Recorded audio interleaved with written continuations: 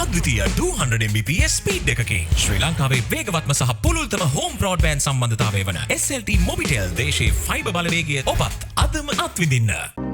හරිම සුදුයි.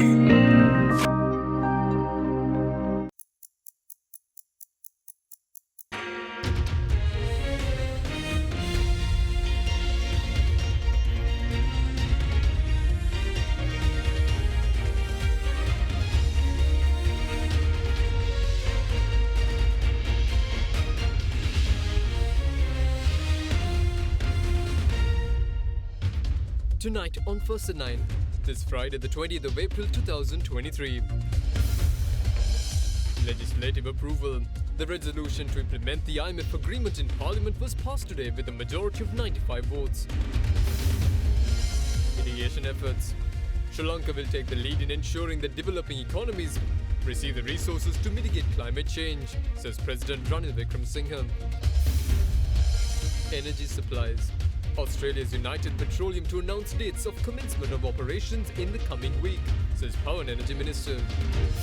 Alliance Finance මෙතුරු රන්නයි සේවාවෙන් රන් පවුම්කට රුපියල් 1,70,000ක ඉහළ අධිකාරම. ඔබේ විශ්වාසය දිනු සෙන්සුරයින් දැන් ළඟමැති ෆාමසියෙන් ලබාගත හැක.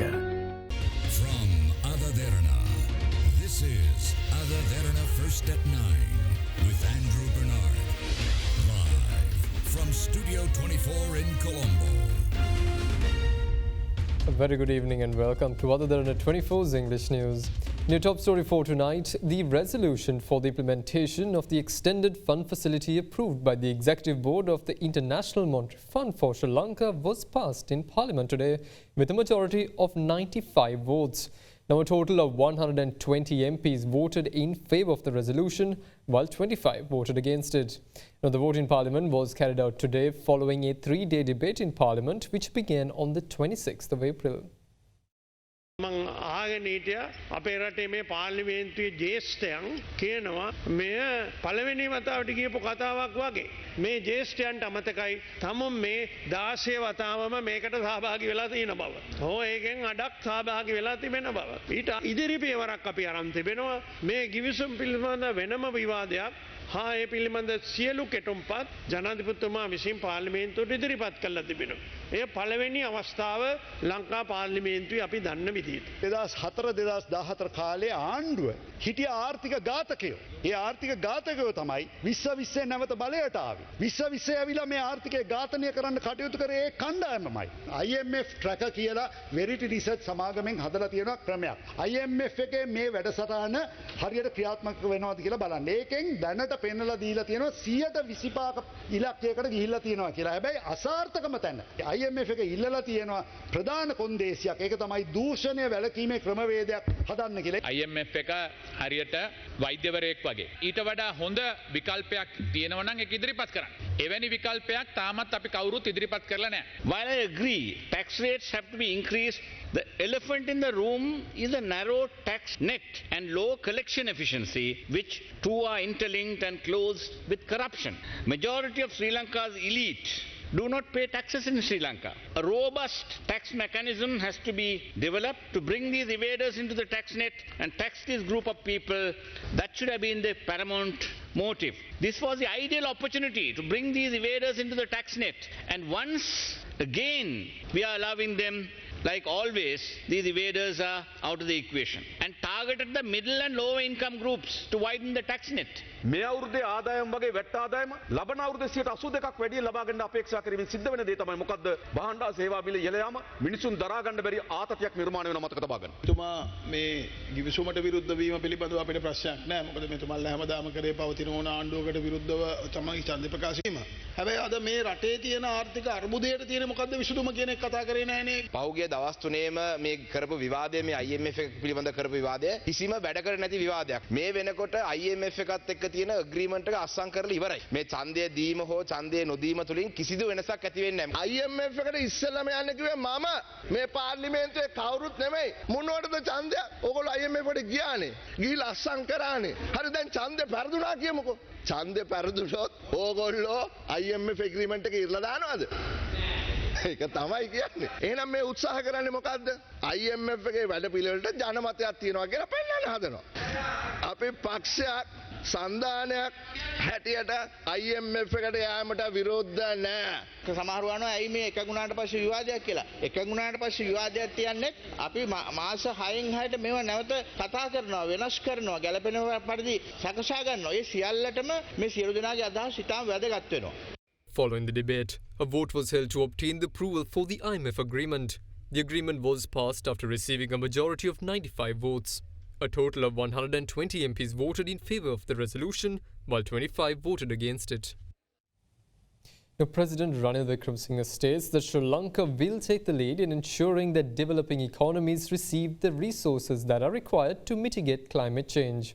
Addressing the Presidential Environment Awards ceremony this morning, the head of state highlighted that it is not solely the responsibility of developing countries such as Sri Lanka to mitigate climate change in the world. President Wickremesinghe emphasized that developed countries, which are the primary contributors to polluting the environment, should also contribute to the cause through the funding. Presidential Environment Awards 2021-2022 was held in Colombo this morning under the patronage of President Ranil Wickremesinghe. Presidential Environmental Award Gold winner, Ferguson High School. Come on, keep it going. Gold winners. As the economic reforms and the restructuring begin, the restructuring will also involve Sri Lanka becoming a green economy. So that's the start, and there's a lot more work that has to be done. As we become a green economy, we also need the legislation. And there will be a lot of new legislation in the coming year. A new Environmental Act, because our Environment Act was passed in the 80s. There has been far more advances thereafter. A Climate Change Act, Living Entities Act. We'll have to look at the Forest Act and bring a new one, which will also cater for reforestation. In addition to it, Sri Lanka intends to play a role in the global campaign for climate change mitigation. And that is going to be the International Climate Change University, which we propose here, which can be used by officials and NGOs and others for training in climate change and also for postgraduate awards. So this is our scheme of going ahead and giving priority to climate change mitigation, environment and a green economy. What we are faced with, and a lot of the developing countries are faced with, is a question of resources. How do we access them? The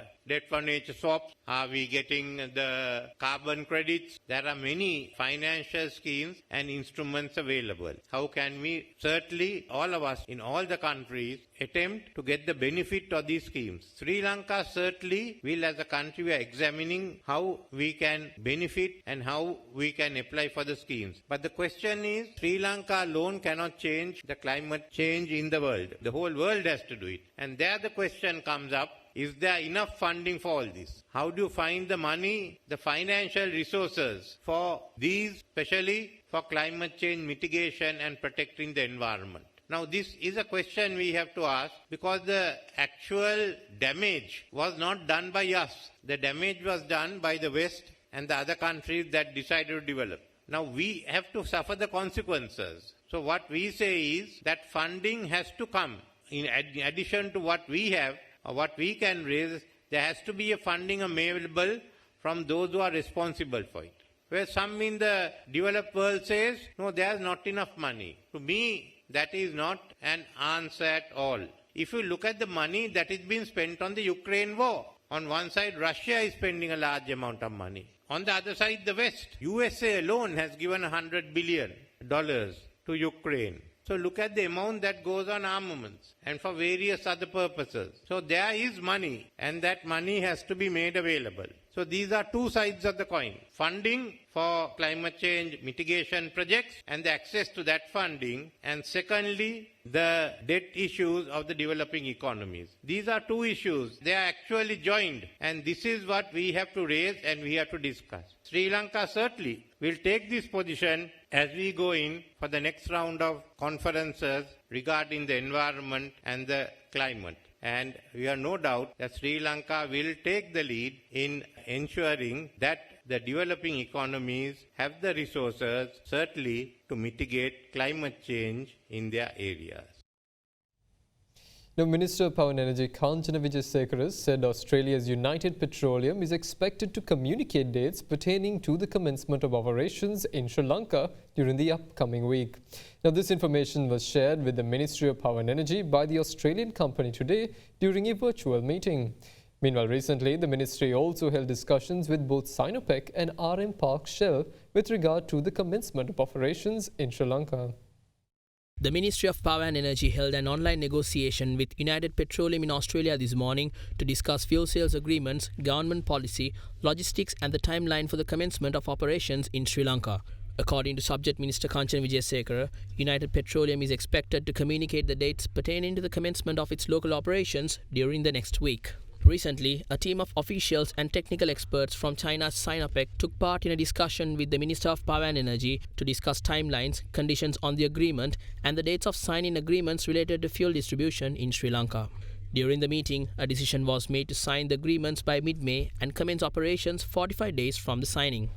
RM Park Shell meanwhile informed their readiness to sign agreements in mid-May and to commence operations by the first week of June during the virtual discussions held with the Power and Energy Minister. Now, Chinese ambassador to Sri Lanka, Chi Jinghong, said the fuel stations that will be established by China's Sinopec will provide more energy supplies to Sri Lankan consumers. He made these comments during a media debriefing that was held in Kandy.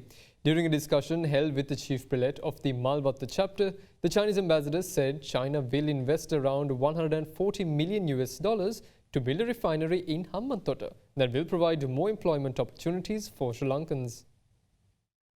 During his visit to Kandy, Chinese ambassador to Sri Lanka, Chi Jinghong, called on Chief Prelate of the Askiriya chapter, Most Venerable Varakagoda Sri Gnanaratna Thera. Later, the Chinese envoy visited the Malvatta temple and called on Chief Prelate of the Malvatta chapter, Most Venerable Tibbatuave Sri Sumangala Thera. A group of officials of the Sinopec company recently visited Sri Lanka and held discussions. They expect to establish 150 fuel stations in Sri Lanka in the near future. If the project succeeds, they also expect to build a refinery that can refine 4 metric tons of crude oil on a daily basis. The investment for the project is between $120 and $140 million. The technology used at the present oil refinery in Sri Lanka is old. This project will bring about huge changes to the country, and many job opportunities will be created as a result. Following the conclusion of his discussions with the chief prelate of Malvatta chapter, the Chinese envoy addressed the media present at the premises. Now the Sri Lanka is gradually resume normals. The urgent thing for Sri Lanka government how to attract international investors to come to Sri Lanka. So recently, the China merchant invest South Asia commercial and logistic center that will set a strong signal to the whole world. So this is a big event. I believe this refuel the station must be stay in Sri Lanka, but where? I don't know. I'm not very clear about that. This is just the company's activity. I don't know this. We're happy to see the companies between two countries enhance cooperations. They provide more supplies to the consumers. Now, issuing a statement, the Ministry of Foreign Affairs and the Minister Ali Sabri said that he will attend the annual meeting of the Board of Governors of the Asian Development Bank on the 2nd of May in South Korea. The 56th annual meeting of the Board of Governors of the Asian Development Bank is scheduled to be held from the 2nd to the 5th of May. The Foreign Affairs Minister will represent President Ranil Wickremesinghe at the annual meeting of the ADB's Board of Governors. According to the Foreign Ministry, the Minister will deliver a statement at the Governor's business session on the 4th of May among interventions during the period. He is also expected to engage in bilateral meetings with the counterparts of a number of other countries on the sidelines of the event to discuss Sri Lanka's ongoing engagement for economic revival. The annual meeting is a high-level event attended by around 4,000 participants, including ministers of finance, governors of central banks, senior officials of the major global banks, companies and other media.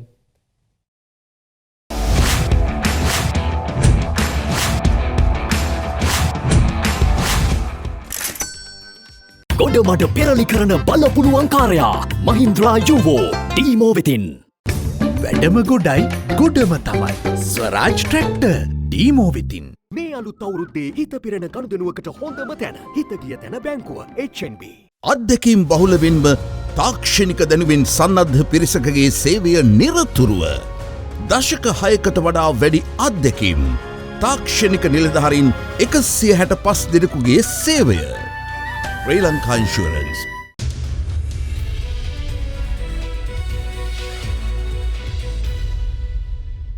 Now, the Colombo bourse declined for a 10th straight session today, weighed down by financial and energy stocks. The CSE All-Share Price Index settled 0.32% lower at 8,983.21 points. For the week, the index ended 3% down in its second straight weekly loss. Meanwhile, the S&P SL20 lost 0.28% to end the day at 2,617.79 points. On the CSE All-Share Price Index, LOLC Finance PLC and Sri Lanka Telecom PLC were the top decliners on the index, falling 1.79% and 1.9%.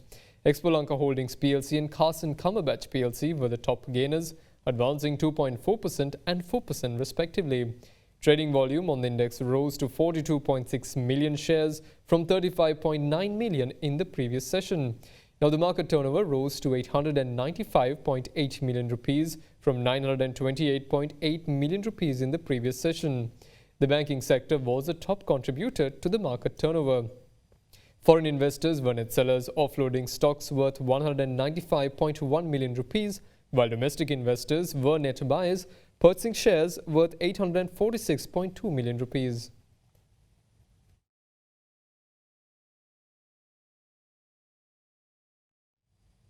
Now let's take a look at how the Sri Lankan rupee traded against the other major currencies in the world.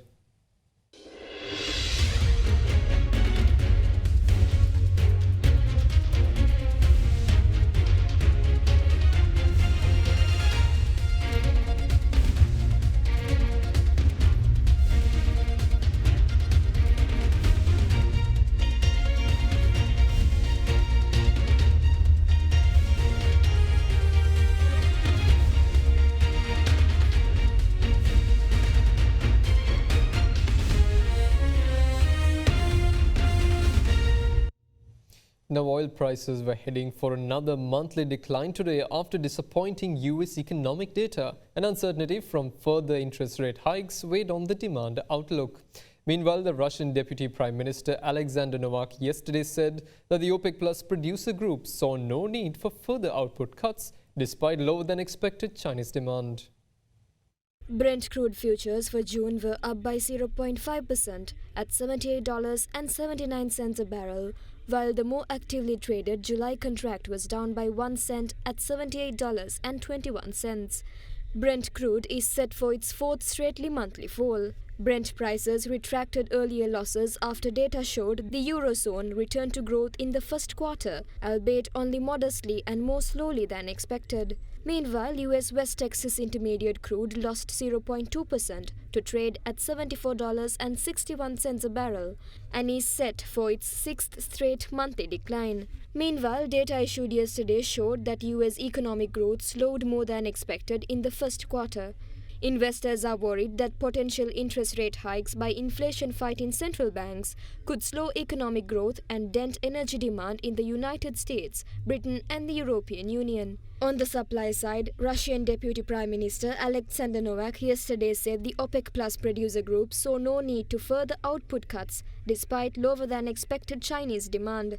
The organization of the petroleum exporting countries and allies, including Russia, known collectively as the OPEC Plus, this month cut its combined output target by about 1.16 million barrels per day, which sent oil prices higher. The market rallied on the OPEC Plus announcement, but has since weakened on concern about a possible recession and the impact that would have on demand. Energy Information Administration data this week showed that US crude oil and gasoline inventories fell more than expected last week as demand for motor fuel picked up ahead of the peak summer driving season. And that's all the news we have for you this evening. Join us again tomorrow for the very latest news at the very same time. Tune into our social media pages to stay updated on the very latest. Have a pleasant evening and good night.